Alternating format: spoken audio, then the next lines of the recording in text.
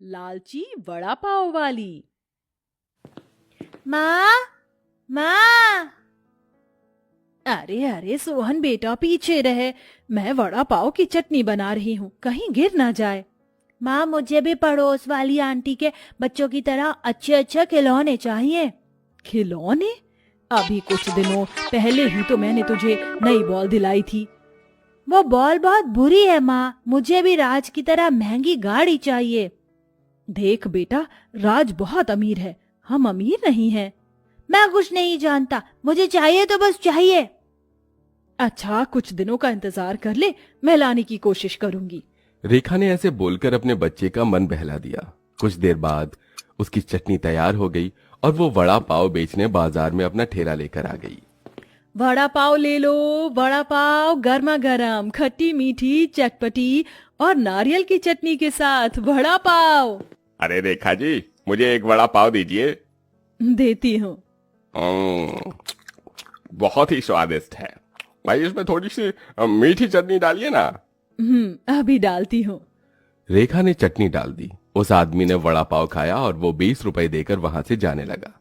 अरे सुनिए, ये आप क्या देकर जा रहे हैं? वड़ा पाव के पैसे। अब वड़ा पाव 20 का नहीं 40 का है।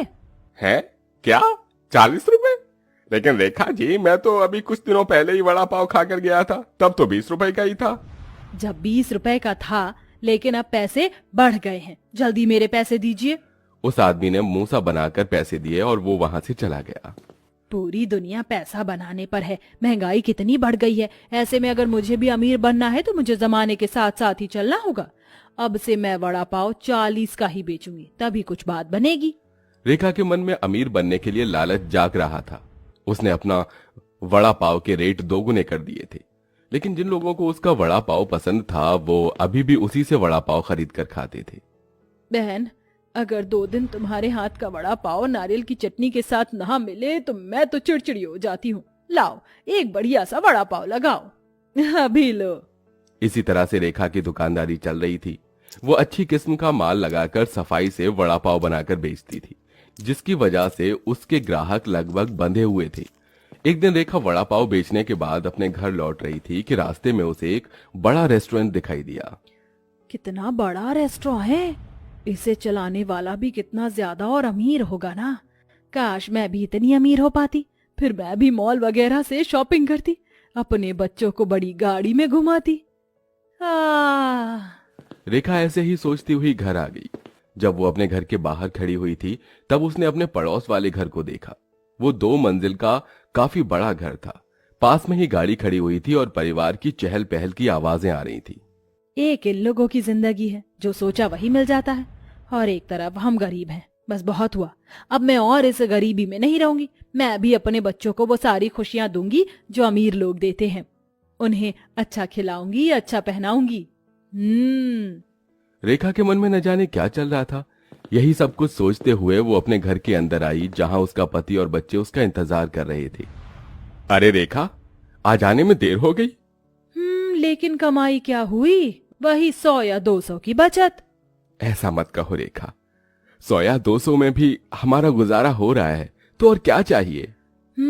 बस 2 वक्त की रोटी ही मिल रही है। आपकी मजदूरी भी इतनी कम है और मेरी भी कोई खास बचत नहीं हो पाती है। बच्चे बड़े हो रहे हैं, ये ख्वाहिशें करते हैं। मेरा भी मन करता है बाकी लेडीज की तरह शॉपिंग करने का, अच्छी अच्छी चीजें घर में लाने का, लेकिन ये सब हमारे नसीब में कहाँ। हमारे पास जो भी है हमेशा उसी का शुक्रगुजार रहना चाहिए। अच्छा वो सब छोड़ो, आज मुझे ठेकेदार जी ने ये कुछ आलू दे दिए। बोल रहे थे कि उनके किसी काम के नहीं है, एक नजर इन्हें देख लो। रेखा ने आलू चेक किए। सभी आलू सड़े गले थे और बहुत में कीड़े भी पड़ रहे थे। अरे कितने गंदे आलू हैं, मालिक को क्या मैं कोई भिखारी या पागल लगता हूँ? अरे फेंको इन्हें। 1 मिनट रुक जाइए मोहन जी, ये आलू मत फेंकिए। क्यों? मैं इन आलूओं को वड़ा पाव का भरता बनाने में इस्तेमाल कर सकती हूँ। इनका? रेखा, कहाँ दिमाग है तुम्हारा? ये चीज तो खराब है और तुम तो नग जैसी चीजों का इस्तेमाल करती थी। जानती हूँ, लेकिन मोहन जी मैंने जान लिया है, ईमानदारी से काम करते रहने से कोई कामयाबी नहीं मिलती है। सुबह से शाम तक ना जाने कितने ग्राहक आते हैं, लेकिन बचत नहीं होती। इसकी वजह है क्योंकि हम कुछ ज्यादा ही अच्छा माल लगाते हैं। पता है, ये बड़े बड़े रेस्टोरेंट वगैरह जो होते हैं ना, ये ऐसी ही चीजें लगाते हैं जिसकी वजह से इन्हें मुनाफा ज्यादा होता है। रेखा, ये तुम कैसी बातें कर रही हो? वो लोग नियत के साफ नहीं होते हैं जो ऐसा करते हैं। तुम चाहती हो कि तुम्हारा चलता हुआ काम ठप हो जाए? मुझे मत सिखाइए मोहन जी, मैं अब इस गरीबी से तंग आ गई हूँ। मैं ना अपने बच्चों की कोई फरमाइश पूरी कर पाती हूँ, ना ही अपनी। लेकिन अब ऐसा नहीं होगा, मैं वही करूंगी जो मेरे मन में आएगा। मोहन ने रेखा को बहुत समझाने की कोशिश की, लेकिन वो नहीं मानी। उसने उन्हीं सड़े हुए आलूओं से भरता बनाया और साथ ही उसने बेसन चटनी के लिए टमाटर वगैरह भी सभी घटिया किस्म के खरीदे। अरे वाह, इतने सारे वड़ा पाव का सामान पहले के मुकाबले आधे से भी कम दाम में आ गया। रेखा बहुत खुश हो रही थी। उसने अपने पुराने दामों पर ही लोगों को घटिया किस्म के वड़ा पाव बेचे। उसके ठेले पर उसकी पड़ोसन भी आई। कैसा चल रहा है सब कुछ रेखा जी? अरे रजनी जी, आप सब अच्छा ही है। चलो अच्छा है, आज तो मेरे बच्चे वड़ा पाव खाने की जिद कर रहे थे तो सोचा कि आपसे ही लेती चलो। वैसे मैं अपने बच्चों को ऐसे स्ट्रीट से खरीद कर कुछ भी नहीं दिलाती हूँ, पर आप तो अपनी ही हैं। सही कहा। वैसे आप कहाँ से लौट रही हैं क्या? हाँ, वो मैं ना आज शॉपिंग पर निकली थी, मेरे पति भी साथ थे। जानती हैं रेखा जी, उन्होंने मुझे एक सोने का हार दिलवाया और साथ में डायमंड रिंग भी। आज तो मैं बहुत खुश हूँ। अच्छा, इसे तो मैं बहुत ही बेकार वड़ा पाव बनाकर दूंगी। ये लीजिए आपके 2 वड़ा पाव। थैंक्स। रजनी रेखा को जलाती हुई चली गई, लेकिन आज रेखा का मूड ज्यादा खराब नहीं हुआ था, क्योंकि मिलावटी करने के बाद उसे पूरे दिन का मुनाफा मिल चुका था। एक दिन मैं इस रजनी को पीछे छोड़ दूंगी। रेखा पूरा दिन वड़ा पाव बेचकर घर लौट आई। आज उसे बहुत ही अच्छी बचत हुई थी, तो उन सभी ने आज अच्छा खाना खाया। अरे वाह, थोड़ा सा दिमाग चला लेने से आज कितना अच्छा खाना मिल रहा है। रेखा, लेकिन भूलना मत कि लालच बुरी बला है। हाँ हाँ, ये सब बस कहानियों में होता है, असल जिंदगी में तो लालच ही कामयाबी दिलाता है। रेखा मोहन की मानने को तैयार ही नहीं थी। ऐसे ही मिलावटी सामान जैसे घटिया तेल, पई वाला बेसन, गले हुए टमाटर की चटनी और बेकार आलू लगाते हुए रेखा को 1 हफ्ता होने को आया था। इस 1 हफ्ते में ही उसने अपने बच्चों को अच्छे कपड़े, खिलौने वगैरह सब दिलवा दिए थे। बहन, पहले तुम्हारे वड़ा पाव में जो स्वाद आता था अब वो नहीं आता है। बनाने भूल गई हो क्या?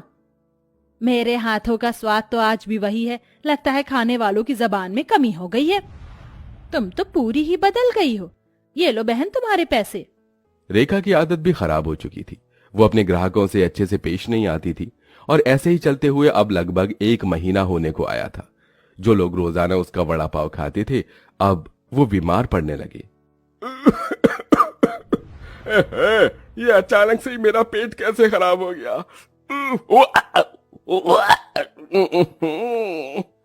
अब रेखा के ठेले पर लोग शिकायत लेकर आने लगे थे।